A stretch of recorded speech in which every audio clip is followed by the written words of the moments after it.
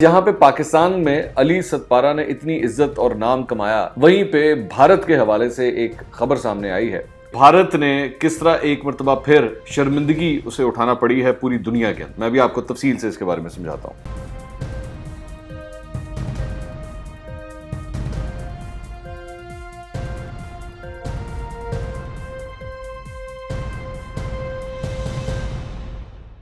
अस्सलाम वालेकुम नाज़रीन, मैं हूं मंसूर अली खान। अपने YouTube चैनल के ऊपर आपको खुश आमदीद कहूँगा। सबसे पहले आपसे दरख्वास्त के चैनल को सब्सक्राइब करना मत भूलिएगा और बेल आइकन ज़रूर प्रेस कीजिएगा। नाज़रीन, आज की जो वीडियो है वो बड़ी इंटरेस्टिंग है और मैं आपको बड़ी तफसील से इसमें बताऊँगा कि भारत ने किस तरह एक मरतबा फिर शर्मिंदगी उसे उठाना पड़ी है पूरी दुनिया के अंदर। मैं भी आपको तफसील से इसके बारे में समझाता हूँ।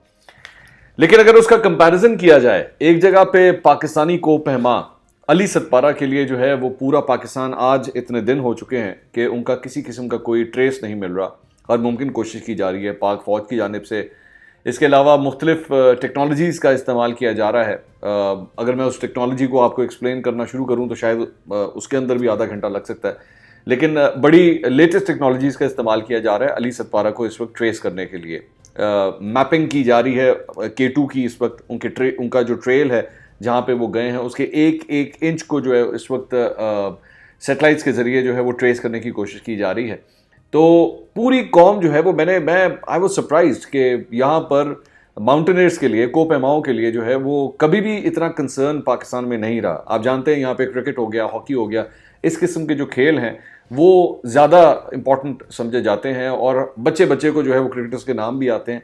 लेकिन अली सतपारा जो है वो ऐसा एक हीरो बन के सामने आया है कि अब हर कोई उसके लिए दुआएं कर रहा है। हर घर के अंदर उसके लिए दुआएं हो रही हैं कि वो खैरियत से हो। उसकी फैमिली के लिए लोग कंसर्न है। पूरी दुनिया ने जो है वो अली को एक हीरो के तौर पे समझा है कि उन्होंने अपनी सारी ज़िंदगी जो है वो इस एक खेल के पीछे, इस एक शौक़ के पीछे लगाई और किस तरह उस शख्स ने इज़्ज़त कमाई। जो 8000 मीटर्स की पीक्स हैं उसमें किस तरह उसने अपना नाम पैदा किया। एक एक करके उसने वो पीक्स की, ऐसी ऐसी पीक्स की जिसके बारे में जो है वो एक आम शख्स सोच भी नहीं सकता कि मैं उसको अटेम्प्ट भी करूं। लेकिन उन्होंने जाके उसको सर किया। बहरहाल, अब यहाँ पे जहाँ पे पाकिस्तान में अली सतपारा ने इतनी इज्जत और नाम कमाया, वहीं पे भारत के हवाले से एक खबर सामने आई है। और ख़बर ऐसी है कि जिसने पूरी दुनिया के अंदर जो है वो इस वक्त भारत की जो माउंटेनियरिंग कम्युनिटी है, जो जितने भी कोपहमा हैं, उनके सर जो है वो शर्म से झुक गए हैं। और स्टोरी क्या है, स्टोरी मैं आपको बता देता हूँ। दो माउंटेनियर्स हैं, एक का नाम है नरेंद्र सिंह यादव और दूसरी जो है वो है दीना रानी गोस्वामी। एक मर्द है और एक खातून है। इन्होंने क्लेम किया कि जी हमने माउंट एवरेस्ट सर कर लिया है। और ये क्लेम जो है ये है 2016 का। 2016 के अंदर इन्होंने ये क्लेम किया था। ये गए थे वहाँ पर और एक नेपाली कंपनी के साथ उनके ग्रुप के अंदर ये शामिल हुए थे। और वहाँ पे इनकी टीम का जो सरबरा था वो, उसका नाम था निबा कुमार फोकोन। ये वहाँ का उस टीम का सरबरा था। तो ये तीन, उसके अंदर और लोग भी थे, लेकिन ख़ास तौर पे जो बात है वो इन तीन लोगों के हवाले से। वो क्यों है वो मैं अभी आपको बताता हूँ। इन्होंने क्लेम किया कि जी हम लोग जो है वो माउंट एवरेस्ट जाके सर कर चुके हैं। अब बाय द वे ये मैं आपको बता दूं, माउंट एवरेस्ट जो है उसकी बुलंदी K2 से ज़्यादा है। लेकिन माउंटेनियरिंग कम्युनिटी के अंदर माउंट एवरेस्ट को K2 से निस्बतन एक आसान, मुश्किल वो भी बहुत है, ये नहीं है कि बहुत आसान है, लेकिन K2 को ज़्यादा सबकत हासिल है कि इसको सर करना ज़्यादा मुश्किल है। इसकी वजह यह कि उसकी जो पीक है वो एंड पे जाके और बहुत डिफिकल्ट हो जाती है K2 की। लेकिन माउंट एवरेस्ट की निस्बतन K2 से निस्बतन थोड़ी सी आसान है। मुश्किल वो भी बहुत है लेकिन उससे निस्बतन आसान है। एनीवेज, इन्होंने 2016 के अंदर जो है ये दावा किया था। और दावा किस तरह किया था, जारी बात है, इस पे जब आप पीक के ऊपर जाते हैं तो आप तस्वीरें खींचते हैं वहाँ से, और वो उन तस्वीरों को फिर वेरीफाई किया जाता है कि जो भी उसकी कमेटी होती है, टूरिज्म कमेटी होती है नेपाल की, वो वेरीफाई करती है। और एक वर्ल्ड ऑर्गेनाइजेशन भी है जो बेसिकली सर्टिफिकेट देती है कि हाँ जी आपने ये पीक जो है वो कर ली है। तो ये जो दो माउंटेनियर थे, इन्होंने, जो भारतीय माउंटेनियर्स थे, इन्होंने जाके क्लेम किया कि जी हमने ये पीक सर कर लिया। और जो नेपाल की टूरिज्म वो जो थी अथॉरिटी, जो महकमा था, उन्होंने इनको सर्टिफिकेट भी जारी कर दिए उस वक्त 2016 के अंदर। लेकिन फिर हुआ क्या, हुआ ये कि ये वापस आए। जब वापस आए तो बड़ा धूम धड़क्का हुआ कि जनाब कमाल कर दिया, कमाल कर दिया, और बड़ी बल्ले बल्ले हो रही थी भारत के अंदर।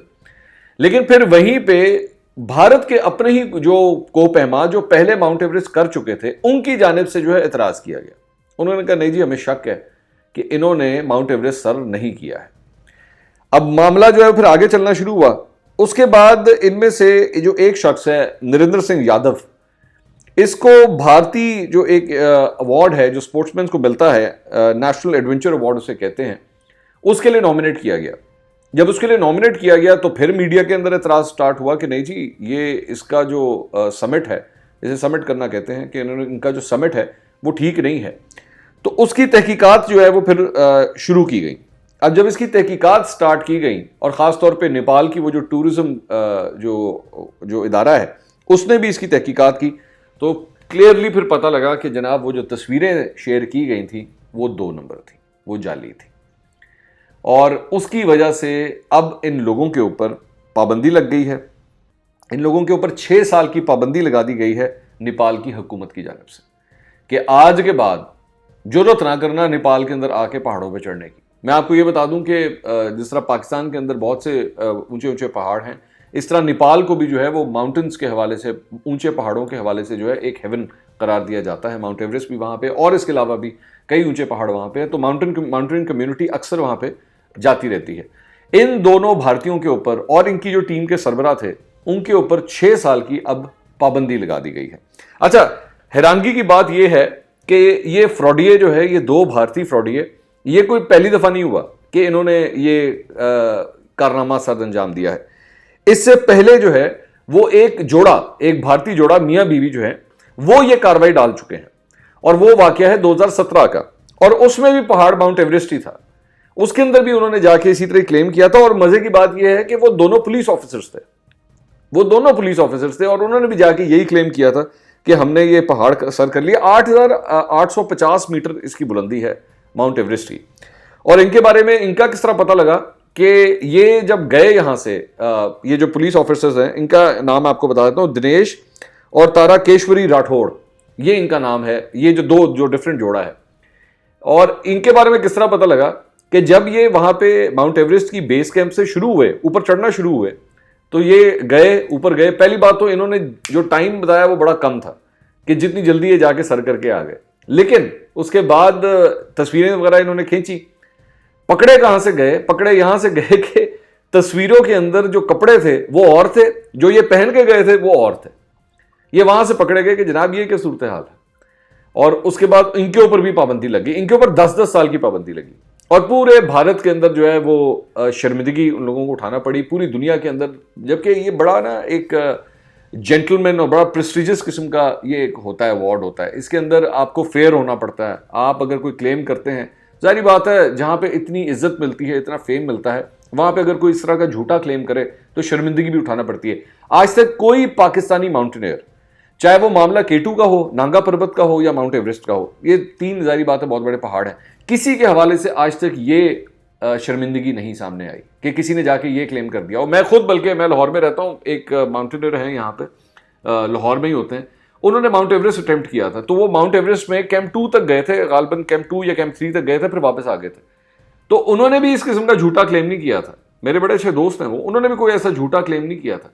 लेकिन ये भारतीय माशाल्लाह, मतलब पूरी दुनिया के अंदर ही जो है वो इस किस्म के कारनामे सरअंजाम देते हैं। अच्छा, अगर आप इनकी तारीख उठा के देखें ना, तो सिर्फ माउंटेनिंग के हवाले से ये झूठ नहीं बोलते, ये इस किस्म की बकवास नहीं करते, और भी बड़े काम है। मिसाल के तौर पे सर्जिकल स्ट्राइक पाकिस्तान के अंदर, उन्होंने कहा जनाब सर्जिकल स्ट्राइक करता, वो सब झूठ था, सब बकवास था, उसमें कोई हकीकत नहीं थी। लेकिन वो भारत है, उन्होंने बेवकूफ़ बनाया हुआ है। 1 अरब 30 करोड़ की कौम को जो है बेवकूफ़ बनाया हुआ है, और मीडिया उनका जो है वो लेके चली जा रहा है और बेवकूफ़ बनते जा रहे हैं। उसके बाद जनाब पाकिस्तान का हमने F-16 गिरा दिया, हमने पाकिस्तान का F-16 गिरा दिया, वो भी सबका सब झूठ था। उसमें कह के उस वक्त भी इनको समझा के हम थक गए थे कि भाई आपको बेवकूफ़ बनाया जा रहा है, आपका अपना मीडिया बेवकूफ़ बना रहा है, लेकिन इनको समझ नहीं आती थी।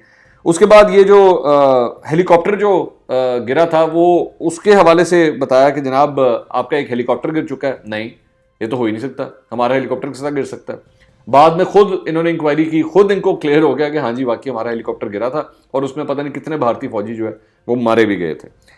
पुलवामा के हवाले से जो ड्रामा किया गया, हम लोग ये कहते रहे कि जनाब ये पुलवामा के अंदर जो कुछ हुआ है ये आपकी अपनी कारस्तानी है। अर्नब गोस्वामी के जब अभी व्हाट्सएप की चैट सामने आती है तो फिर पता लगता है कि हाँ जी पुलवामा के अंदर भी जो कुछ हुआ था वो भी सारा कुछ जो है वो इनका अपना किया धरा ड्रामा था। उसके बाद पाकिस्तान के हवाले से जनाब, पाकिस्तान से जी कबूतर आते हैं और ये जासूसी कबूतर होते हैं, मतलब इन्होंने कबूतरों को भी नहीं छोड़ा। तो मुझे अफसोस इस बात का होता है कि ये जो झूठा फेम और झूठी शोहरत जो है वो हासिल करने के लिए ये कितनी शर्मिंदगी उठा चुके हैं पूरी दुनिया के अंदर। और एक जगह हमारा अली सतपारा है जो अभी तक ये क्लियर नहीं हुआ कि उसने K2 की पीक उसने की या नहीं की, लेकिन कितना कंसर्न है इस वक्त पूरे पाकिस्तान में उसके लिए, कितनी इज्जत कितना नाम उस शख्स ने कमाया है। तो ये एक छोटी सी खबर थी, सोचा आपके साथ जरूर शेयर करें। अगले व्लॉग में आपसे दोबारा मुलाकात होगी। अल्लाह हाफिज़।